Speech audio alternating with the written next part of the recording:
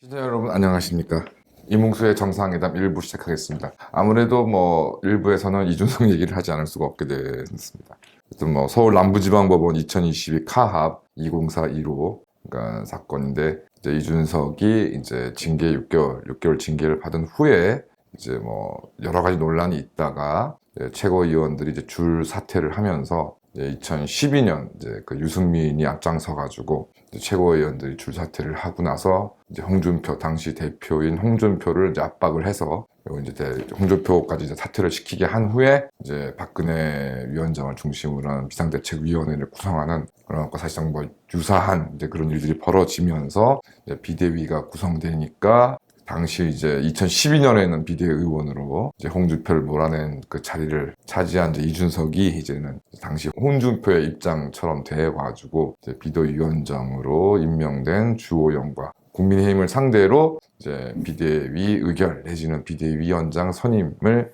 이제 그 효력의 정지를 구하는 이제 가처분 신청을 넣었고 법원은 그 이준석의 신청을 사실상 전부 받아들이는 결정을 내렸습니다. 여기에 대해서 뭐 왈가왈부가 많지만 크게는 이제 두 가지, 제일 큰 전제는 국민의힘 당원 당규에 규정된 비상 상황에 해당되지 않는다. 그것으로 뭐 볼 수가 없다라는 점이고, 그런 점 중에 하나는 이제 최고위원회가 그대로 잘 구성되어 있고, 뭐 일부 사퇴로 최고위원회 결혼이 생겼을 경우에는 전국위원회의 그 결정으로 최고위원을 보고를 해서 선임할 수도 있고, 또 결정적으로는 이제 원칙적으로 당대표가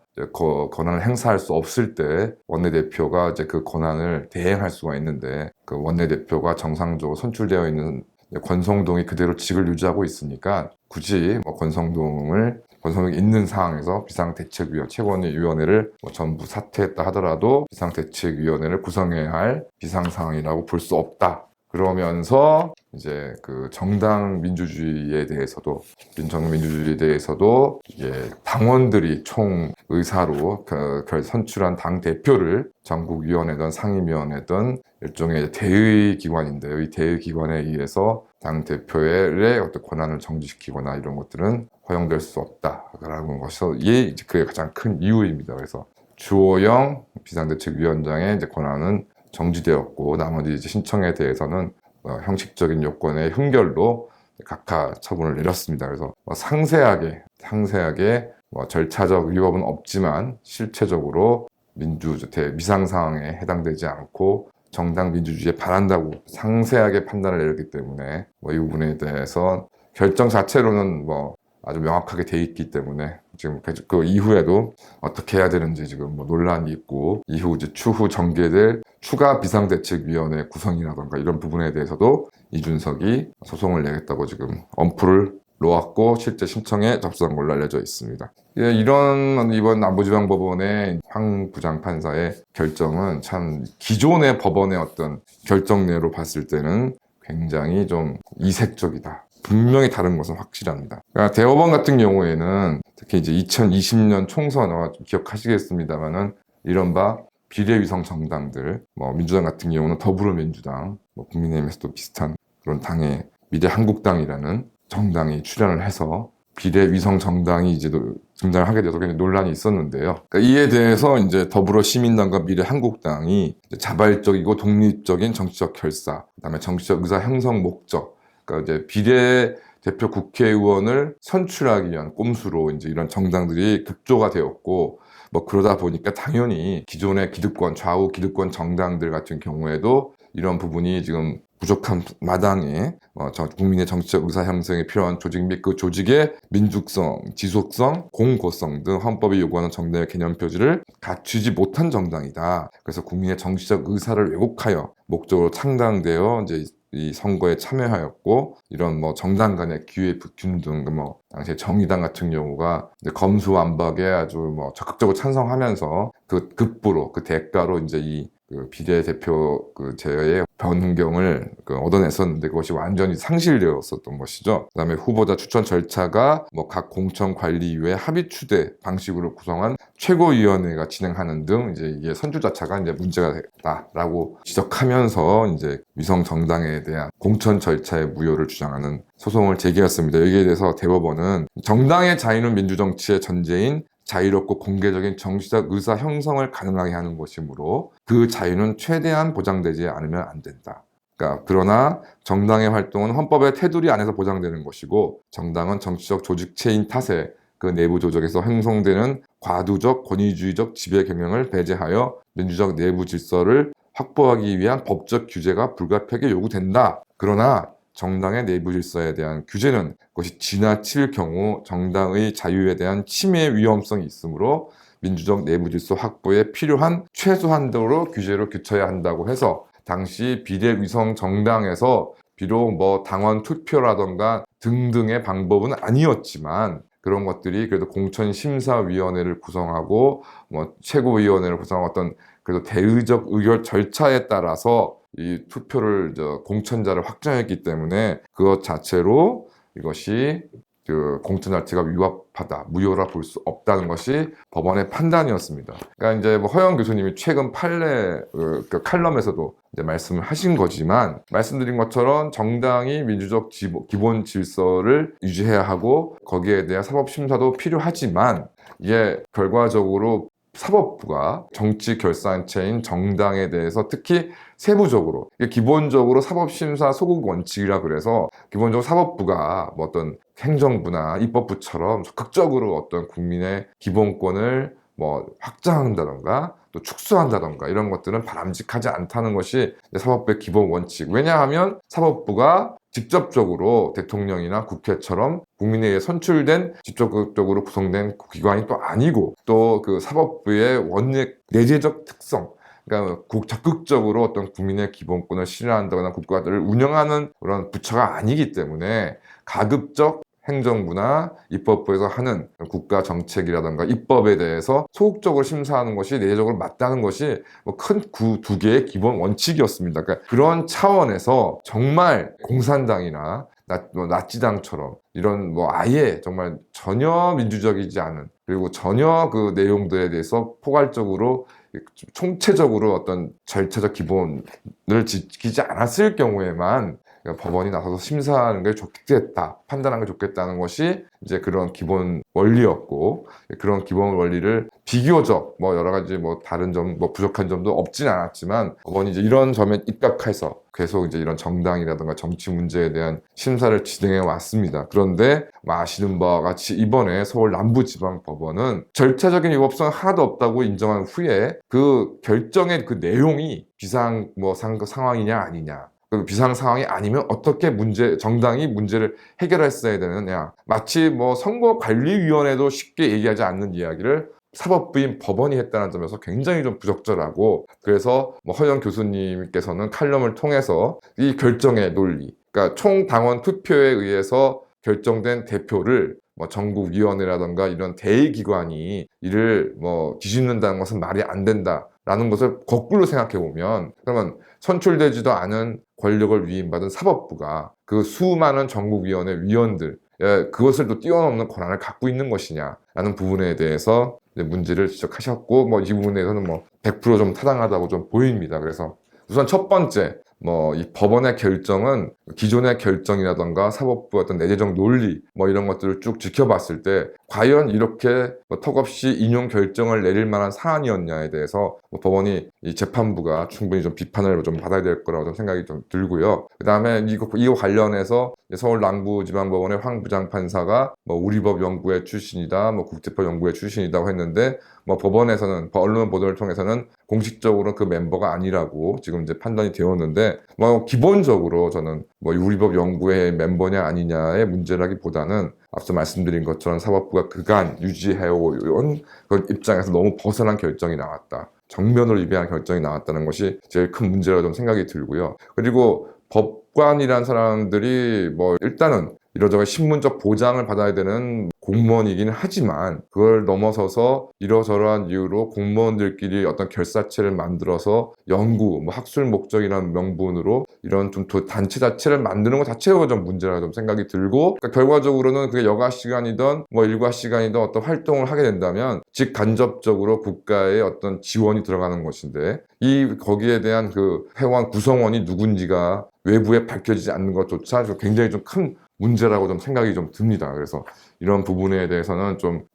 함께 좀 수정이 앞으로 이루어져야 될 부분이다. 더 이상 어떤 재판관이 특정 단체의 소속이냐 아니냐 해가지고 계속 지금 논란이 이루어지고, 혹시 이에 관련해서 뭐 허위 사실 유포로 인한 명예훼손 등 뭐 이런 사건들까지 좀 전개되는 것이 아니냐는 좀 우려가 들 정도의 상황인데요. 그만큼 지금 법원이 좀 여러 가지로 좀 혼란상을 좀 법원 스스로 좀 가지고 있다라고 좀 말씀드릴 수밖에 없고, 뭐 두 번째는 결과적으로 이러한 것, 뭐 누군가 다 요즘에 막 얘기하는 것입니다만은, 이러한 사태, 이러한 빌미를 주게 된 것은 권성동 원내대표의 그 문자 공개 사건, 결과적으로 이준석을 쫓아내고 하는 것이 대통령이 직접 개입한 것이 아니냐, 이런 것을 어떤 의심을 근거 신빙성 있게 만들어준, 뭐 마지막까지 이준석이 어떤 뭐 절대자라는 표현까지 써가면서 윤석열을 아주 맹비난했었는데요. 그런 빌미를 준 그 문자 공개 파문, 여기에 직접적인 책임 있는 권성동이 자신의 책임을 인정하지 않고 원내대표 자리를 유지함으로 인해서 결과적으로 뭐 현재 어떤 보수 진영의 혼란을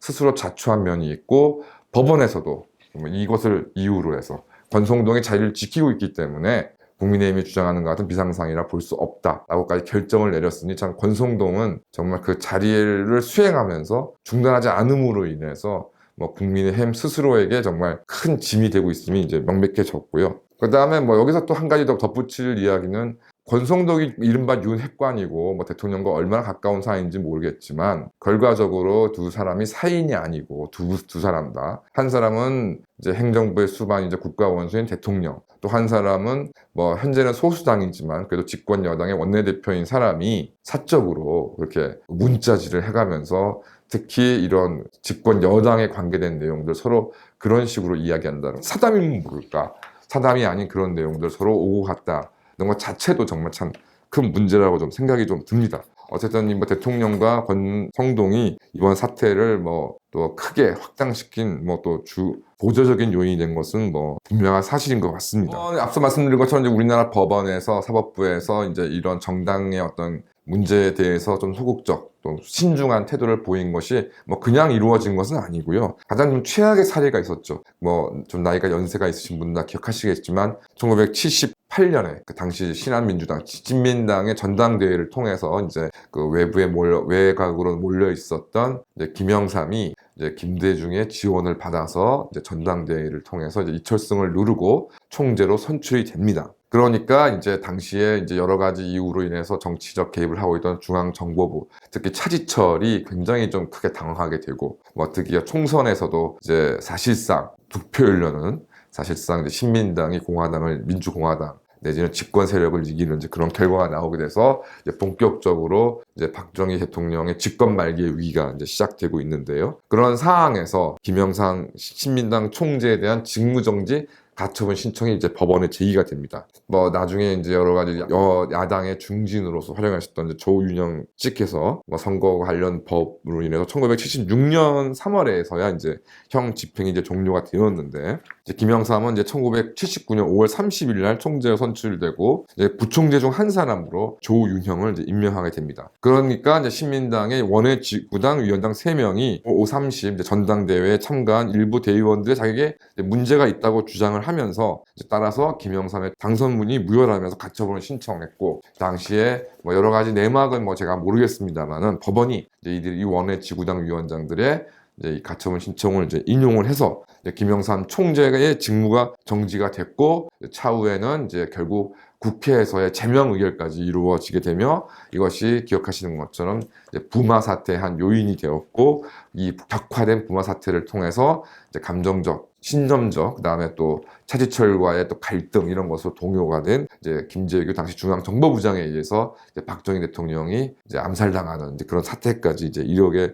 되는 사건들이 시발이 이제 김영삼 신민당 총재 직무정지 가처분 이제 인용 이었었습니다. 그래서 그러니까 굉장히 좀 안 좋은 기억으로 사법부에도 각인되어 있기 때문에 더더군다나 이제 이런 정당 내부의 문제, 당대표가 뭐 누가 되느냐 마느냐, 뭐 공천까지는 뭐 여러 가지 또 엄격한 절차가 있어야 되기 때문에 뭐 이런 부분에 대해서 사법부가 심사하는 것이 좀 타당한다 하더라도 이제 뭐 결과적으로 당원, 당 기구, 당 대의 기구의 어떤 총의로 결정된 일을 법원이 간단한 결정에서 이를 뒤집고 효력을 막고 이걸 뒤집어 버린다는 것이 참 굉장히 좀 바람직하지 않은 일이라서 비판을 하지 않을 수가 없고요. 결론적으로 이 모든 사태에 사실상 법리적인 문제 외에는 권성동의 사퇴 거부가 이제 모든 것의 시작과 끝입니다. 그래서 이 사태를 수습하기 위해서 지금 뭐 국민의힘 내부에서 뭐 이러고 저러고 이제 이야기들이 많고, 이준석은 뭐 암중 모색을 하면서 뭐 책을 쓴다는 둥 뭐 헛소리를 짓거리고 있는데요. 어쨌든 이준석이가 처음부터 이제 이 현재 여당의 대표가 되는 그 순간부터 사실 이런 사태는 예견되어 있었던 것이고, 지금 뭐 최재형, 조경태, 하태경 뭐 이런 양반들 같은 경우는 전혀 중심을 잡지 못하고 뭐 그냥 뭐 이준석을 폭금을 끌어안아야 된다, 권성동이만 물러나라 뭐 이런 식의 어떤 선동만을 하고 있는데, 이런 문제로 과연 국민의힘의 내분이 지금 혼란이 수습될 수 있을까 저도 사실 굉장히 뭐 궁금하고요. 그 다음에 덧붙여 말씀드리고 싶은 것은 뭐 이준석을 포용하느냐 아니냐가 뭐 저는 크게 문제가 되지 않는다고 생각합니다. 제일 중요한 건 결국 국정, 지금 뭐 물가라던가 등등으로 국정이 좀 혼란스러운 어려움이 겪고 있는 가운데 이 부분에 대한 문제 제기를 황당수 대표처럼 이렇게 적극적으로 제기를 해서 좀 국민에게 대안을 제시하는 것이 국민의 힘의 입장에서나 또 그런 발언을 하고 있는 정치인 입장에서나 참 필요한 부분이라고 생각하는데, 뭐 이거는 뭐 전혀 하지 않고 있죠. 그다음에 두 번째, 지금 여러 가지 뭐 민주당이라던가 이재명의 당대표 당선이라던가 지금 뭐 각가지 지금 뭐 지난 정권 시절에 비리가 나와 있음에도 그것조차 떠들고 있는 사람이 없고, 전부 뭐 홍준표 대구시장, 뭐 김태형 충남지사, 뭐 결국 네 분에만 지금 뭐 서로 양쪽을 비난하거나 비판하는 쪽으로만 지금 얘기가 나오고 있는데요. 뭐 어느 쪽을 왜 이런 상황에서 차라리 민주당에 대한 적극적인 투쟁을 뭐 진행하는 등으로 어떤 정말 이 흐트러진 당의 세력을 잡지 않으려고 하는 것인가? 머리가 모자라서일까요? 아니면 사꾸라이기 때문일까요? 아니면 정말 딴 생각만 하고 있기 때문일까요? 점점 이게 하여튼 점입 강형이라 좀 생각이 좀 들고요. 결과적으로 이번 결정의 승자는 과연 누구겠습니까? 저는 이준석도 승자라고 생각하지 않습니다. 과연 이준석의 미래는 무엇을 생각하고 있을까요? 뭐 민주당과 문재인과 손을 잡아서 뭔가 다른 획책을 좀 하고 있는 것일까요? 정말 뭐 처음부터 정말 크게 마음에 들지 않았던 사람인데 이제 인간의 끝을 좀 보는 것 같고, 향후 지금 이런 국정의 혼란은 어려운 경제 상황과 함께 대통령에게 계속적으로 지금 이제 부담이 될 것인데, 과연 대통령은 이 난국을 헤쳐나갈 수 있다고 생각하시는지 좀 궁금하지 않을 수 없고, 그 답은 여러분들은 알고 계실 거 생각이 듭니다. 감사합니다.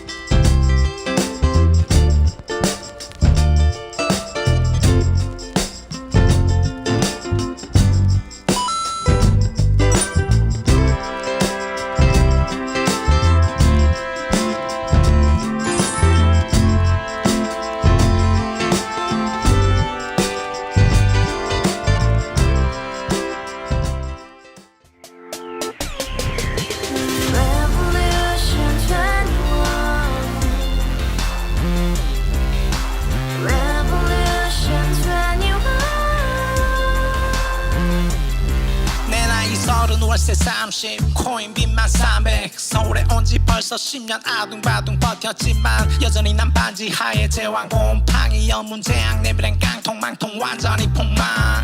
고시원 창문만큼 작아진 내 꿈 연애 결혼 내 집 모든 게 헛꿈 1년 전 떠난 여친 울며 말했지 같이 살자 평생 가본 게 꼬꼬꼬라지 가바후스 700 나도 소유주 가바후스 700 나의 소유주